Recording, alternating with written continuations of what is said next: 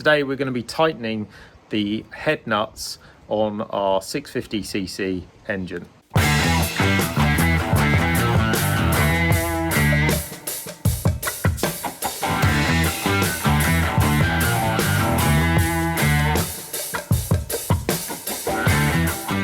So whether you've built an engine yourself and put it in, or you've bought one from a reseller that's been reconditioned, or you've bought one and you don't know much about it, this is a job well worth doing. It has pretty significant implications if you don't. So the most common problem that you'll probably have if you don't do this job after running in your engine is a blown head gasket. And it's not just annoying, it's a real job to do because you have to take quite a lot off to get the head off and do that job. It's also likely to lead to oil and or fuel spray coming out and getting all over your engine bay, which is not great. Different tightnesses of the head bolts as well can lead to some warping of the head, which can only be then fixed with some skimming work.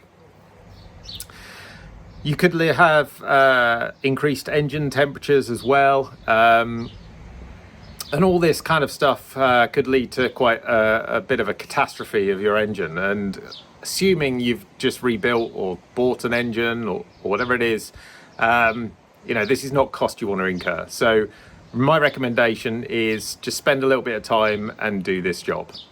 So here's our engine. First thing we're going to do is we need to get access to the head bolts, which are under the rocker cover and under the carburettor. So we're just going to take our spark plug leads off, our HT leads. We'll just put those to one side for a second. Next thing we're going to do is take our rocker cover off. That's two 13mm nuts on these head studs. So just come in here and get these off.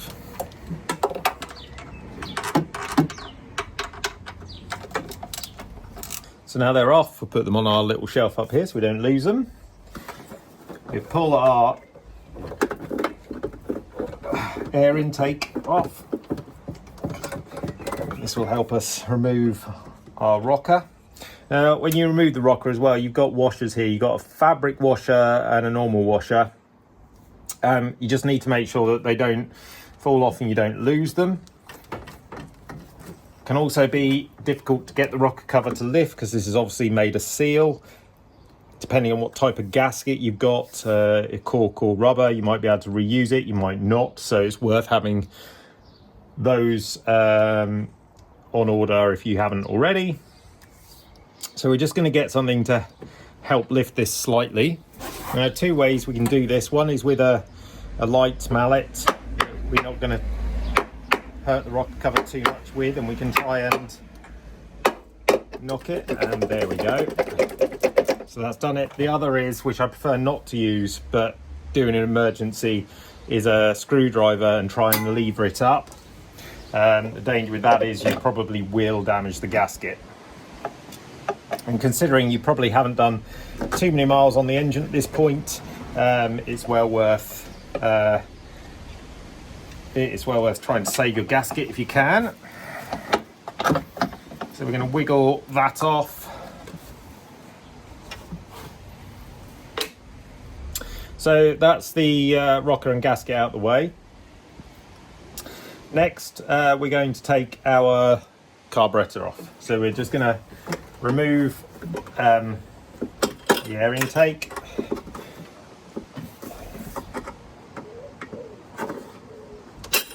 Okay, so the pipe just comes off. We'll move that to one side. Now we need to get the accelerator cable off. So it just flips up. Might need a screwdriver to help it, but that just comes off. We'll just put that to the side. And we're not going to do too much else to the carb. Apart from these two 10mm nuts, which we want to take off. And the best thing to do here is just with a small spanner, 10mm spanner, is just take these up Again, we're going to try and be careful with the gaskets so we don't have to replace the gaskets on this either. I tend to like to do this job after we've got the engine warm 2 or 3 times for reasonable kind of 20-minute cycles, just to check it, and then I like to do it again, roughly speaking, kind of a couple of 100 miles after we've run it in,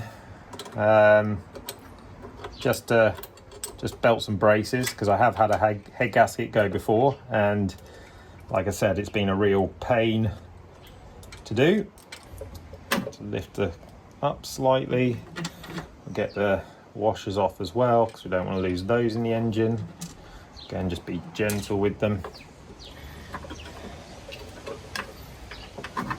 Then you should just be able to move this out of the way. I'm just going to move it literally to the side for the moment and lift our spacer up.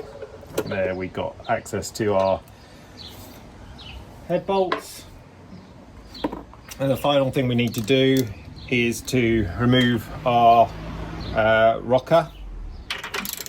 Now this does mean that we're going to have to set the valve clearances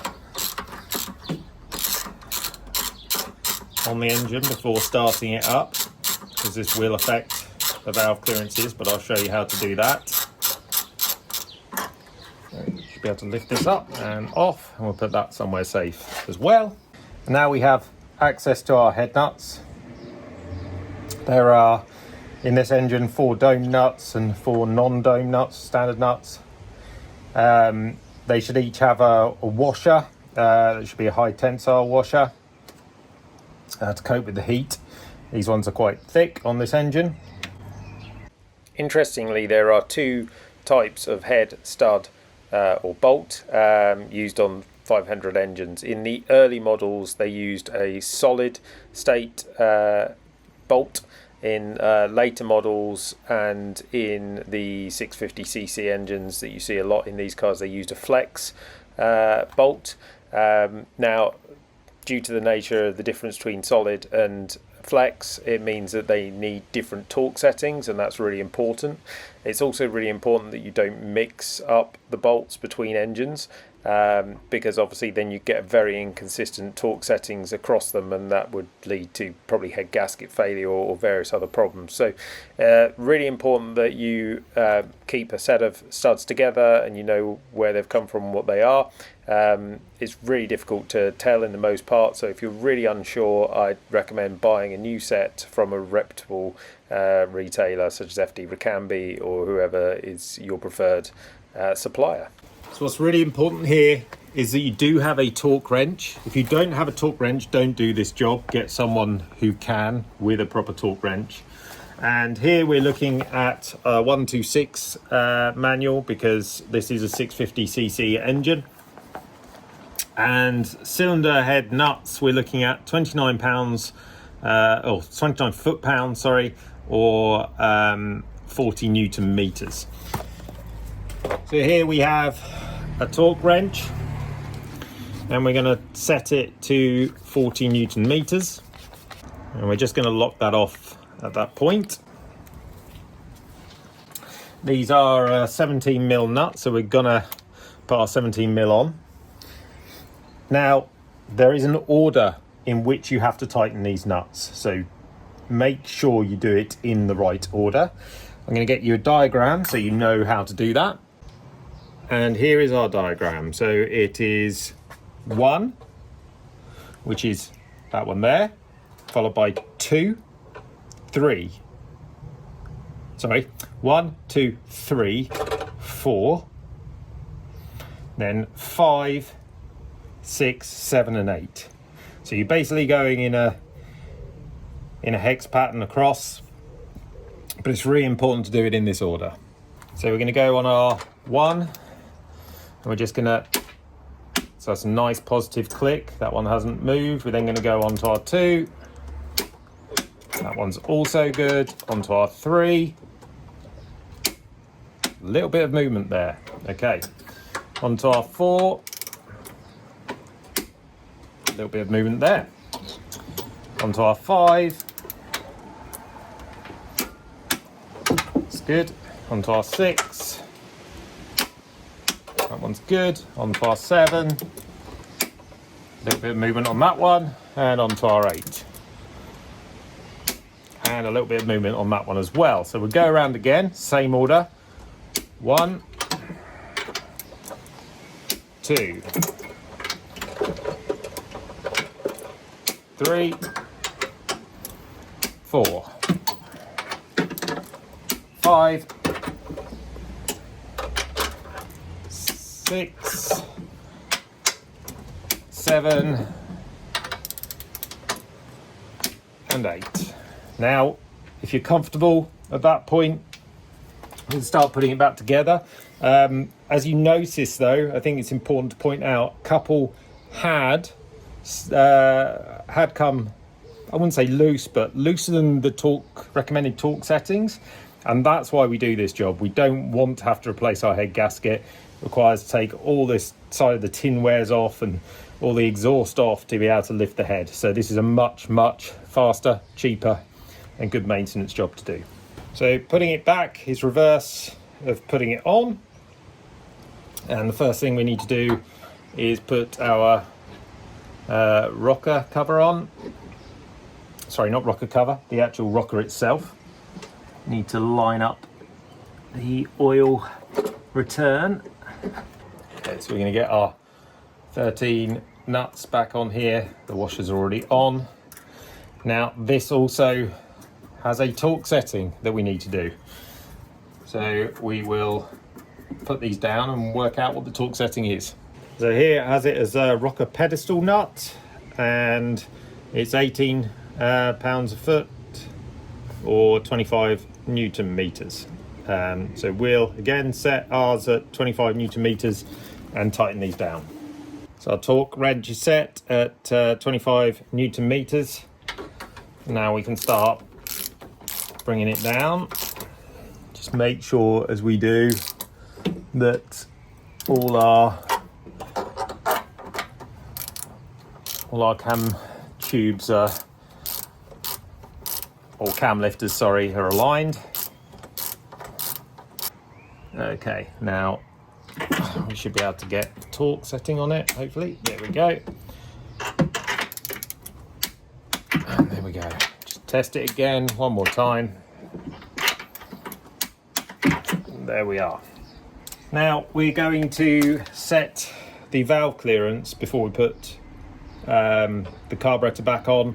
It's easier to do it with the carburettor out of the way. You can get the feeler gauge in there nicely, so we'll do that next. Okay, now in order to set our valves, we need some feeler gauges and we need a 19 spanner. 19 spanner is just going to allow us to turn the engine over, and we're going to attach that. You can't see, it's out of shot here, but we're attaching that to our alternator or dynamo pulley. And that means we can just turn the engine over as we do that. So what we're looking to do is get us to the point, let's get us to top dead center, which I think is going to be, yeah, around about there. So how you're telling is, one, you've got a mark on your engine oil filter and case, but the other way you're telling is, and this is the most important thing, this is your exhaust outlet, this is your air and fuel intake valve, and you want to find it just at crossover. So at the point where the exhaust is at the top and has stopped, has closed, and just before the fuel and air mixture valve opens. So you're doing this on cylinder 1 first, and you can kind of see just there, that's where they cross over. So we're going to refer to our manual again, and what we're looking for is our valve clearances on cold. So we've got inlet and exhaust. So the inlet on a 650cc engine is 0.2 millimeters, and on the exhaust is 0.25 millimeters. So first we've got our 20 mil. You might not be able to see that on camera, but there's a 0.20 millimeter on there. I'm just going to put it under this valve, and that's not bad, but I'd say that's just a touch loose, just a touch. You just want it to be rubbing as it goes through. So you're going to need a 11mm spanner, any 11mm spanner would do, and either a tappet adjuster or valve adjuster like this one, or you can use just a pair of pliers. You're going to loosen off the brake nut, and then I saw that turned already, so what we're going to do is put this on and just turn it very slightly to tighten the height until there we get nice rubbing. Just move my arm out the way there. Nice kind of chafing movement between the top of the rocker and the valve, and that's what we're looking for. So now what we can try and do is hold it in place whilst doing up the nut, and then we're just going to check it again. Yep, so that's got nice rubbing action. And we're going to do our exhaust, and this one is 0.25, so just going to put it in here and feel. Now that's too tight at the moment, so we're going to drop our feeler gauge, but take off the nut. Our feeler gauge back. Okay, I've loosened that too much now, so we're just gonna try and adjust it by hand. Second. Right, that's nice and tight now. Now it shouldn't fall. And we're going to tighten our nut again. So we'll put our adjuster on and tighten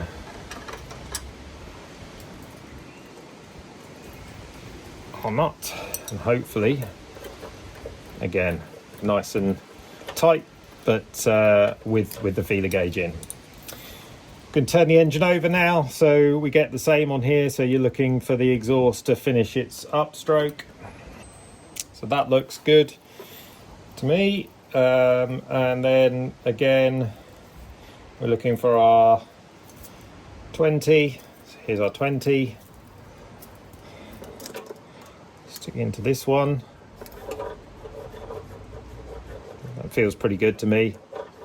Nice drag there. So don't need to adjust that one.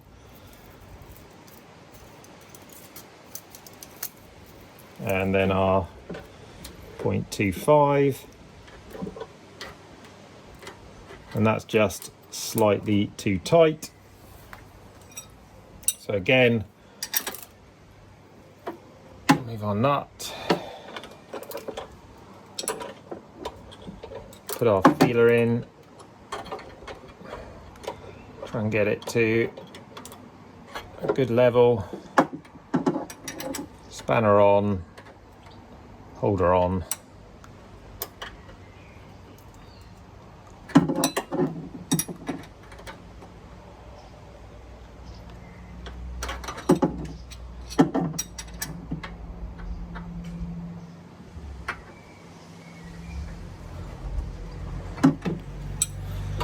And we'll just check with our feeler, and again, that's good.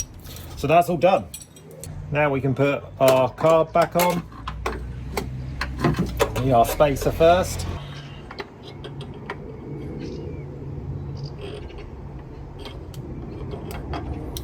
Put our gasket on.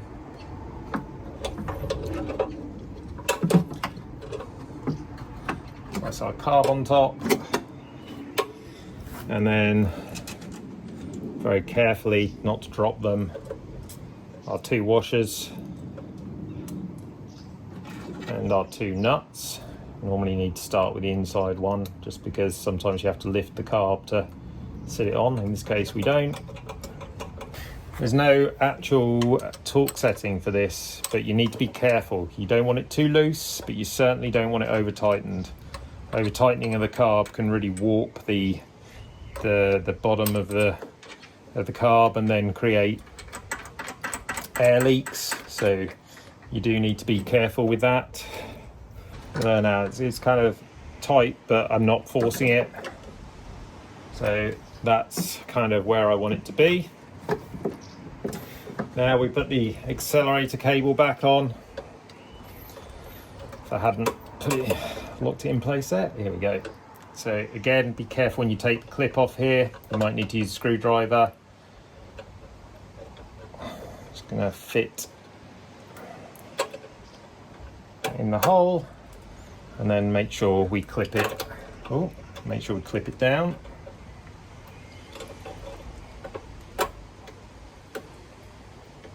There we go. Put our air hose back on.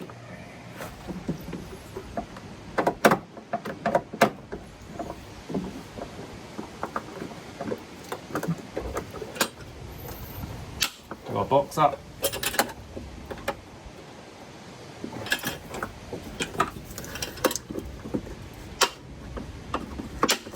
Just cleaned my gasket up with a bit of degreaser. Gently put it back in. Get it located roughly in position. And again, being careful with the washers here. I'm going to feed our hose back in first. So I'm going to just take the washers off, just to make sure they don't go anywhere. Fabric ones can stay on, they don't tend to move.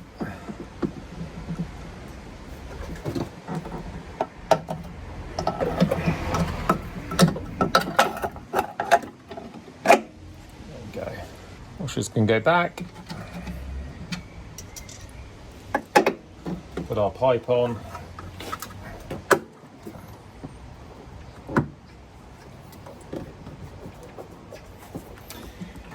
And then we can just put our 13 mil nuts back on here. Now, again, we don't want to over tighten these because it tends to crush the rocker cover. Get our 13 ratchet.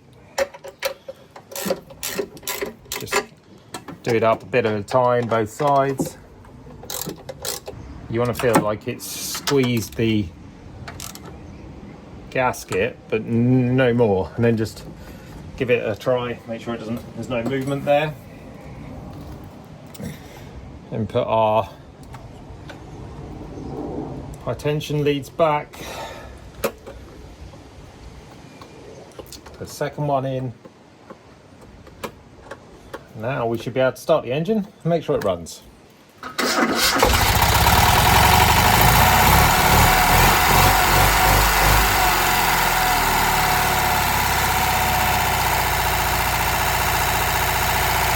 So that job took about an hour in total, and that was while videoing as well, so that takes me a bit longer. So like I said, it's a pretty simple job to do. You just need the right tools, so get yourself some feeler gauges, get yourself a torque wrench, a few spanners, and you'll save yourself a lot of money and a lot of headaches in the long run.